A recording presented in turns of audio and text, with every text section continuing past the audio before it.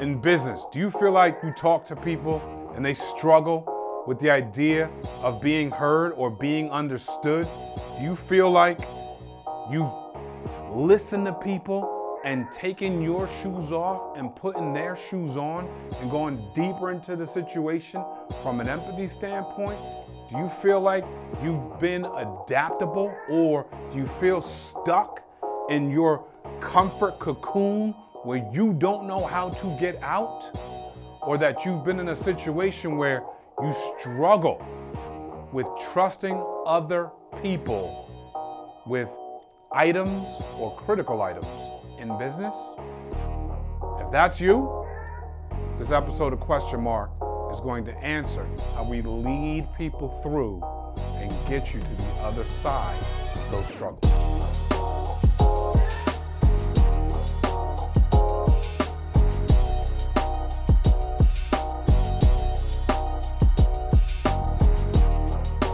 Welcome back to our Question Mark series. In this episode, we're going to talk about what are the 4 underrated skills to master in business. And we came up with an acronym called LEAD. And the reason why is because what we believe is listening skills, empathy, adaptability, and delegation are underrated, like very underrated, like been underrated for a long time and don't always get the focus that if you put the focus on it, you would dominate in these categories. And so I'm going to get into it. When I think about the first thing we talked about, which is using your ears. You have 2 ears, 1 mouth for a reason, they say. So active listening. What is active listening? Why is it underrated? So I want you to walk down this journey with me of not just like, hey, active listening. Yeah, sure, absolutely. It's not gonna be about that. I want you to understand why these 4 skills are actually underrated skills. Let's get into it. The reason I believe that active listening is underrated is because people need to be heard and genuinely understood. People are dying to be heard. And I'm not so sure everyone understands that. If you look at social media today, it's not hard to see that someone puts up an eloquent post and here comes Tom Smith 97, pop! I don't care what you said. Meaning that before they even got a chance to be heard, someone is trying to knock them out of the sky. And you see this so often, you see it, it's amazing how much this happens, and it's creating a spiral in our society of, hey, you're in front of me, you're talking to me, I'm on my phone, I'm not listening, maybe I'm listening, maybe I'm partially listening, but am I actively listening? And when I'm actively listening, understand what the cry is. The person in front of you communicating, especially if it's a critical thing, their cry is that they're heard. They just want to be heard. So when people are silenced, when people don't say something, it's because they've lost the hope or ability to believe they're going to be heard. They just genuinely want to be understood. And so let's talk about it. The number one of the reasons we believe that this is underrated is because most people listen with the intent to reply. So halfway before you're done, a quarter of the way before you're done, I might already be interjecting. I was this guy, listening to people in my office. I'm swirl. My brain's already moving and shaking and baking. I got the exact response that's going to stop your whatever. And do you think the people left feeling hurt? Probably not. And so what I've learned over the years is that the best way, the absolute best way, and I thought this was so corny, is to say, recap what they're saying. So what I hear you saying is, so based on what you just said, let me repeat, you're looking for A, B, C, and D. Is that correct? I can't tell you how much that makes people feel listened to and heard. and understood. And I'm like, who would do this? Like, of course I heard them. Of course I know what they said. Why would I recap what they just said? You have no idea. That was me.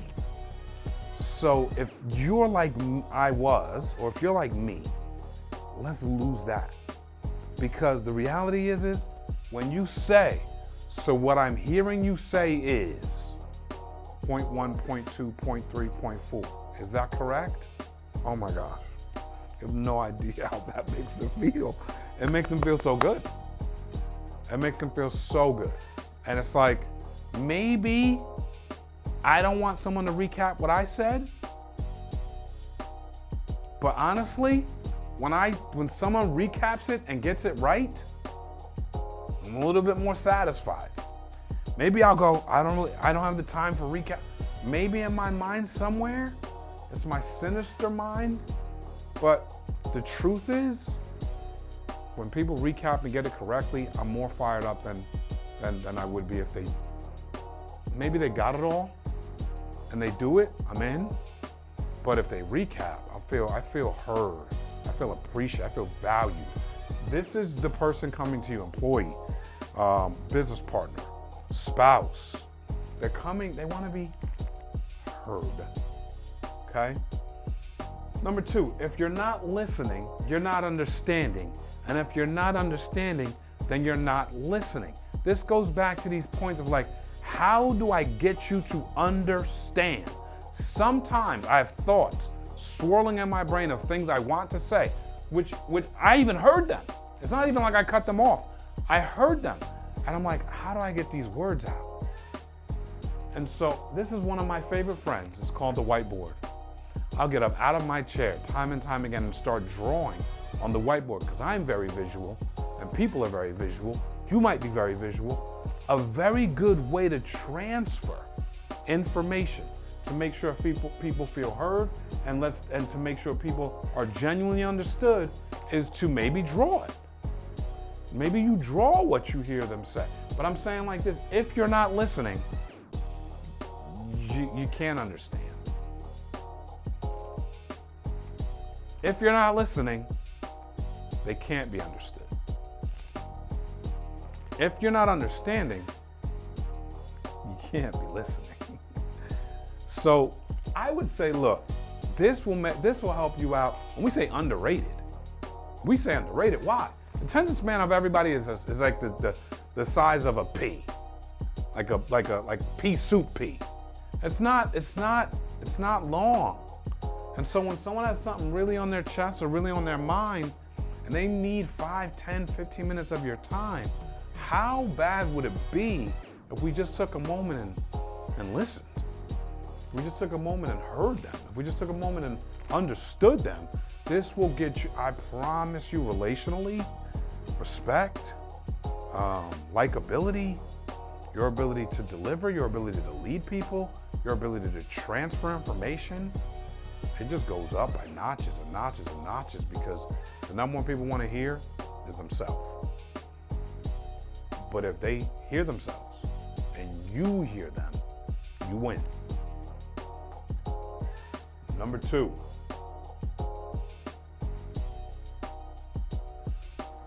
The second skill that's underrated in business is empathy. Why do I feel empathy is underrated in business? I feel it's underrated because I think people putting themselves in someone else's shoes and caring deeper about the situation is not common. I don't care what you tell me about empathy.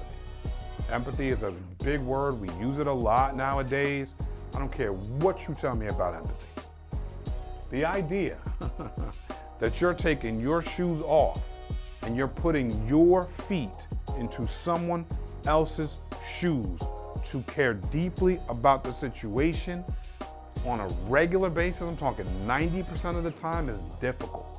I think I do great at empathy, but when I ask myself this question, how many times do I actually take my shoes off and put my feet in someone else's shoes?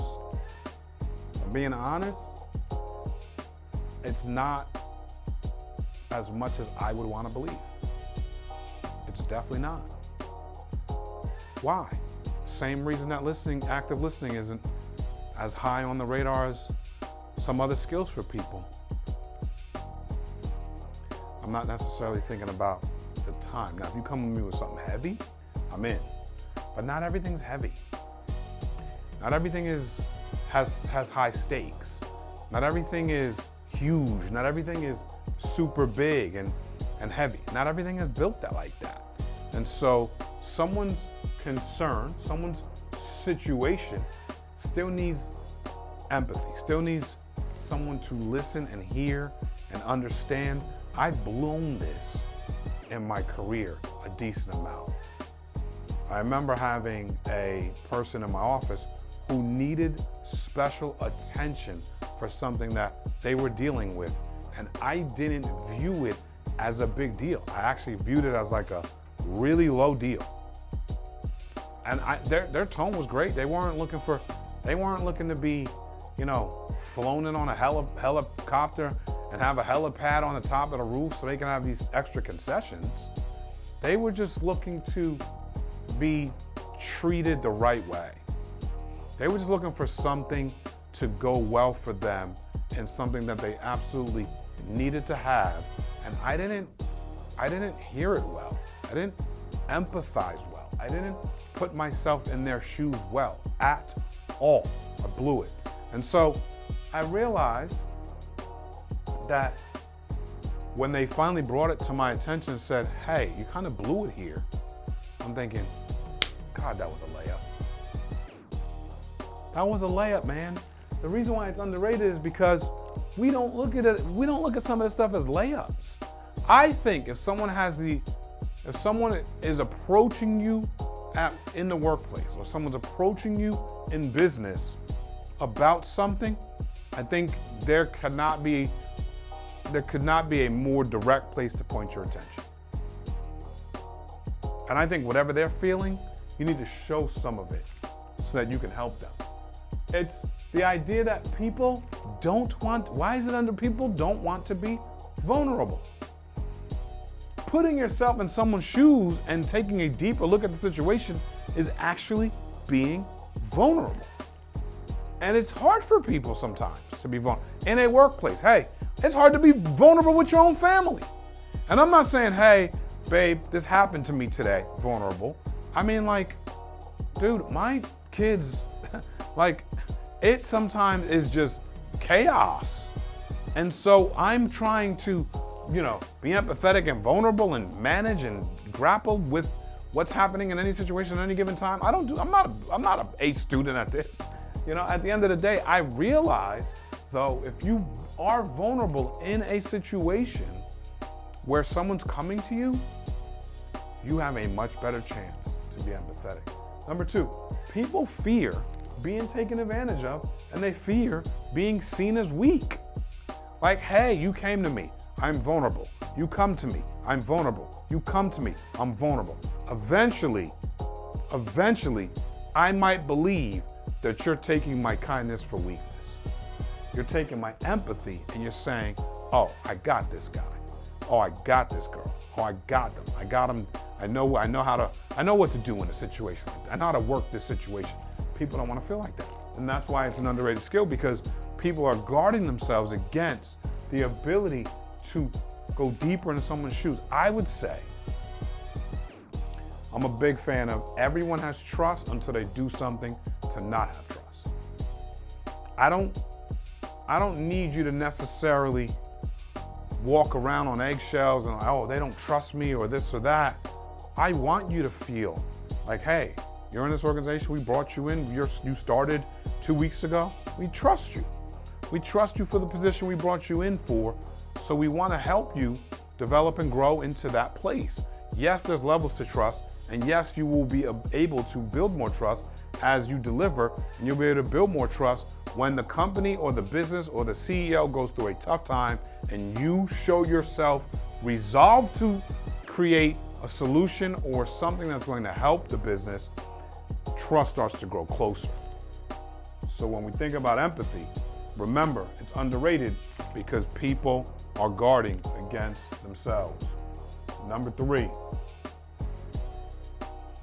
adaptability. Why is adaptability a underrated skill in business? The reason why it's overlooked is because people don't want to feel uncomfortable. Guess what?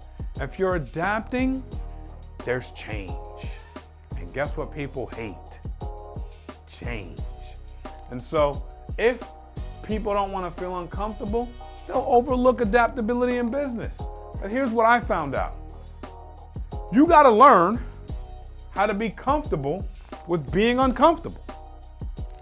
If you don't learn this, how to be comfortable with being uncomfortable, you're not going to survive in business. You know, I was doing a podcast the other day with a gentleman who said, hey, if you're in business, no matter what, it's going to go bad. It's going to go bad.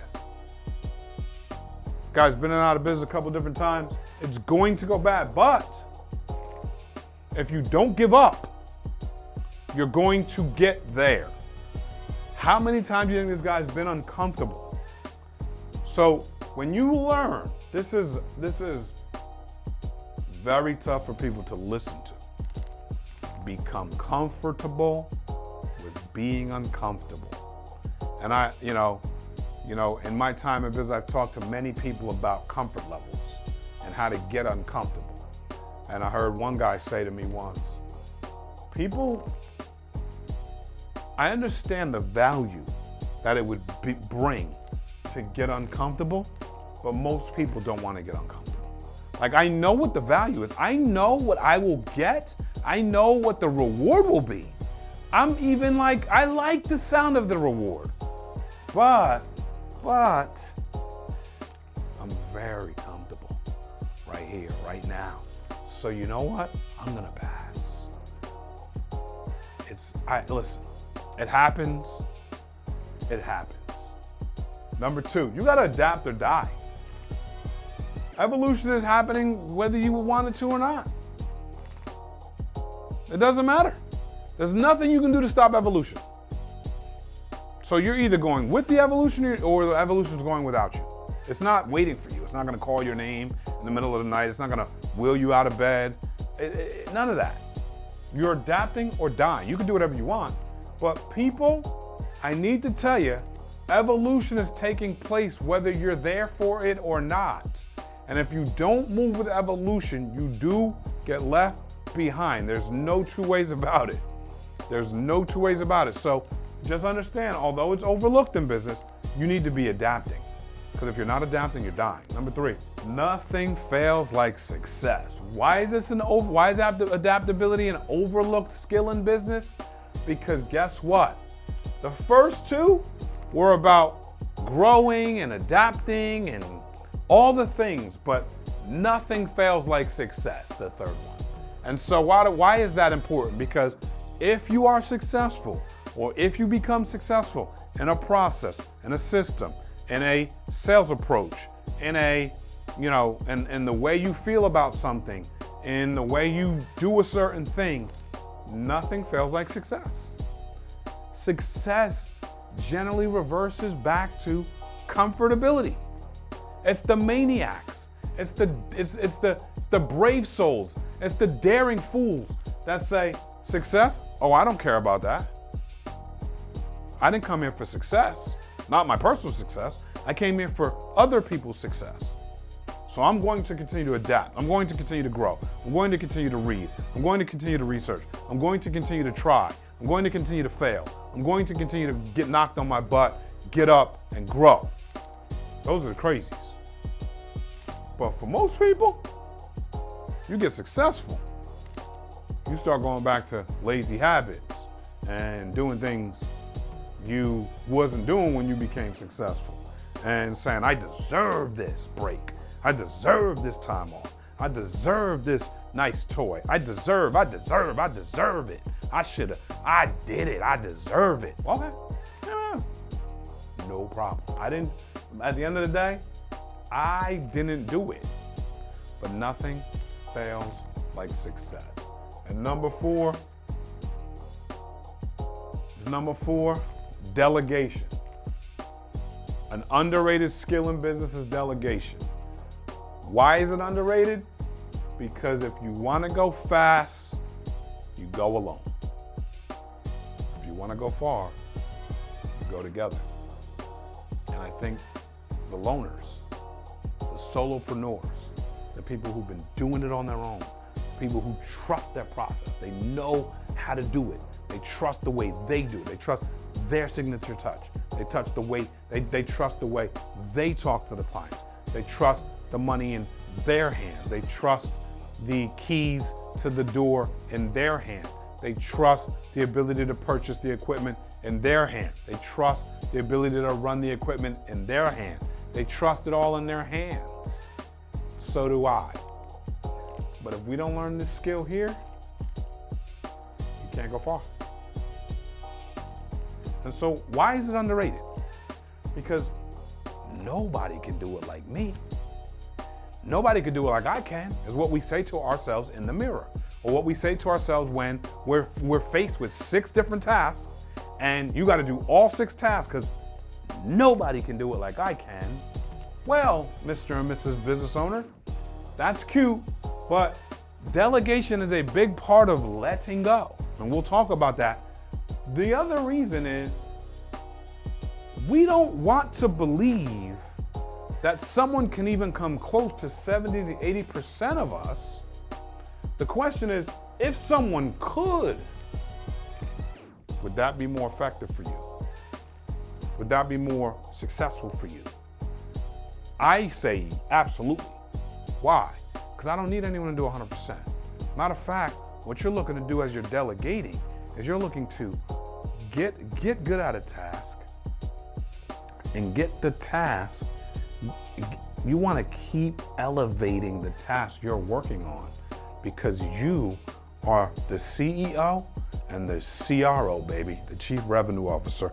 You've got to focus on revenue generating tasks for the business. You got to focus on casting vision. You got to focus on rallying troops and making people. You can't do all that when you're doing every single thing. You're sending every email, you're printing out every form, you're scanning everything, you're going to the FedEx to drop this off, you're going to lunch to pick up lunch, you're scheduling every meeting, you're talking to every intro call. And I've done it all. I mean, I've done that, and I've done it when I had to, and the moment I didn't have to. I used to say when I was, 15 years ago or so in business, maybe even longer, I'd say, whenever I can afford an assistant, I'm getting one right away.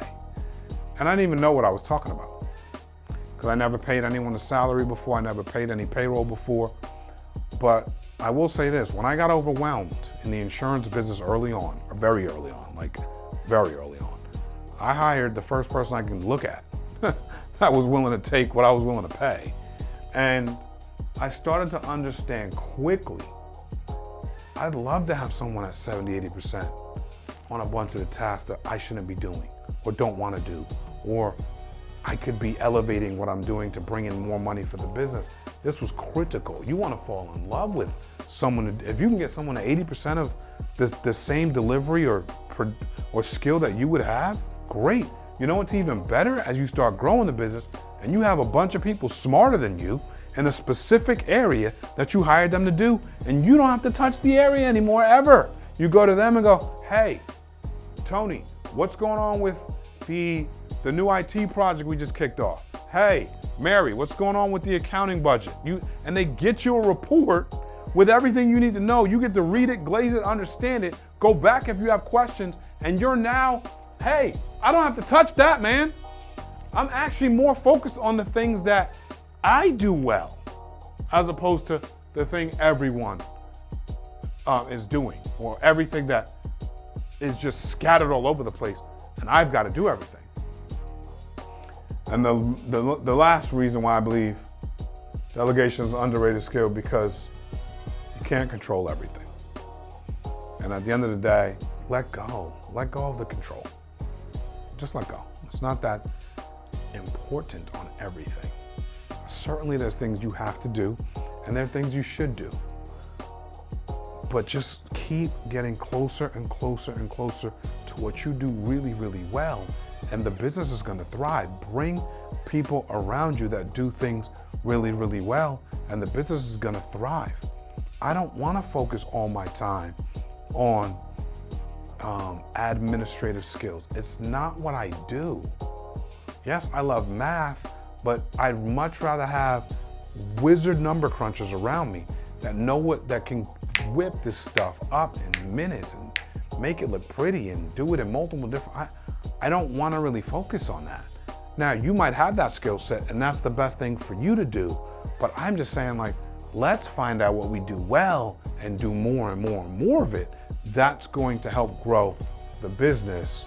LEAD, lead, we believe are 4 underrated skills in business that if you focus more on them, you'd get a lot more out of the business, because this stuff is so underrated, it doesn't always show up.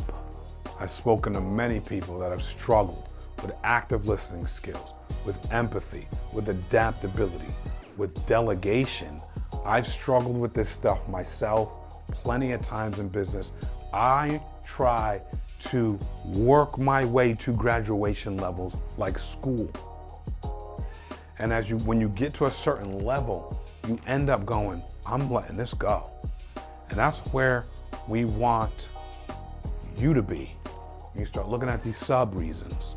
If you can let these subs go on all 4 categories, you're in domination mode and you're growing in things that are very underrated in business. In business, you're gonna struggle with these 4 underrated traits in business. You're gonna struggle. I've struggled plenty in this area. We're trying to grow every day. We're trying to learn every day. We're trying to adapt every day. We're trying to change every day. But along the journey, you're elevating and going back into some of these skills all the time. Comment to us. Let us know what you've done. Have you graduated from this completely? Are you dealing with this? Or do you have tips on how you can help others deal with this? This is my take, and I believe that this is going to help a lot of people. We'd love to hear from you. Subscribe to the channel. We just want to come alongside the journey with you, continue to provide value, continue to give tips on how you can take some of this stuff and use it real time, real life. We hope this helps. We hope this is providing value to you and your business every day. God bless. Also, if you like this kind of content, click over here if you want to learn how to build trust inside your organization.